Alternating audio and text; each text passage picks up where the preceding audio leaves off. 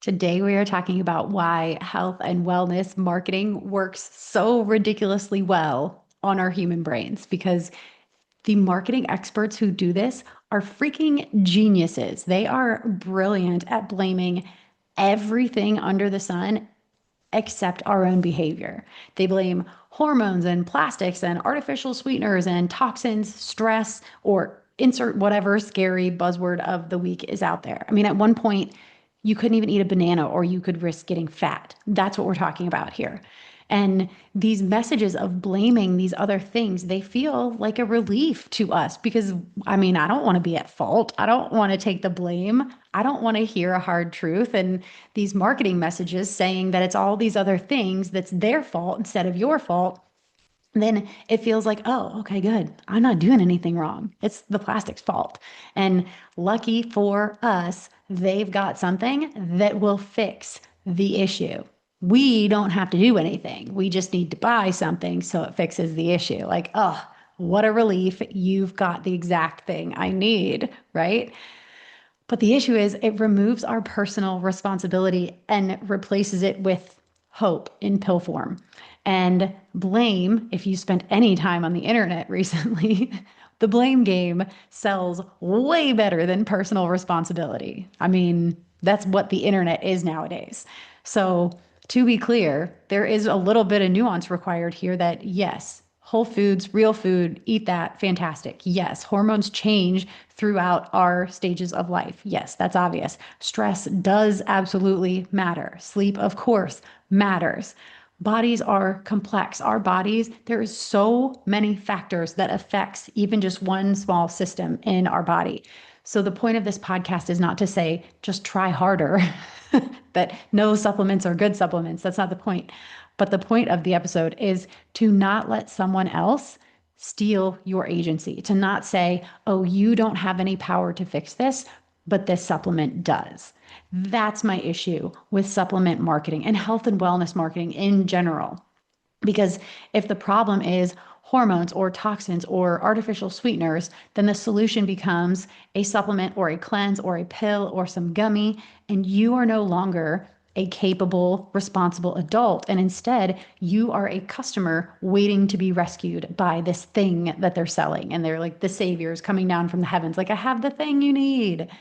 So, the more broken that this whole industry has us believing that we are, the more we will keep buying fixes.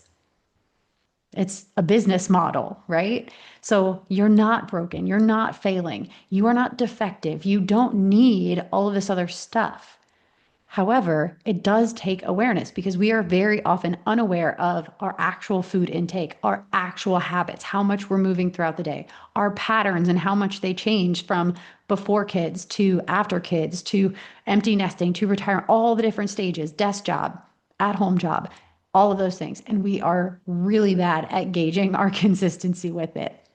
And being unaware, that's totally fixable. We can track stuff. We can change our behaviors. That is absolutely fixable. But if you are broken, like often the wellness industry wants us to believe, then it convinces us that we're stuck without the thing that they want us to buy.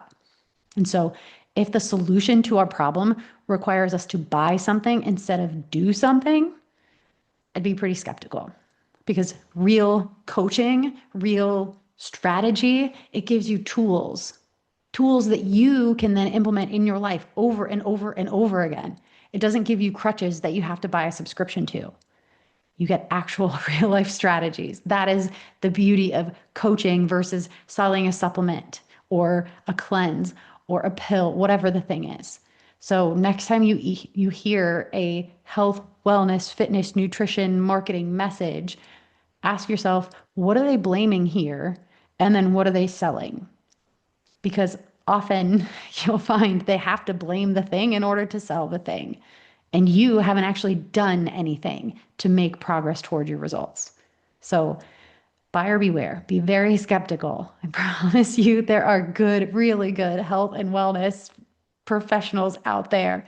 But man, online there's a lot to be skeptical of. So some things to watch out. That's today's daily bit of fit. Take it and run or walk or stretch. Just go move. That's it for today's Daily Bit of Fit. I'm Coach Mack from Running with Bacon, reminding you that small steps really do add up. Make sure to follow or subscribe so you never miss a bit. And if today's episode hit home, send it to a friend who might need it too. And if you ever want a quick pep talk tailored just for you, DM me on Instagram because I'm always happy to send some encouragement your way. You can find more support and my health coaching resources at runningwithbacon.com or come hang with me on Instagram for some healthy fun. Until next time, keep taking those small steps because you don't need a perfect plan, just a consistent one.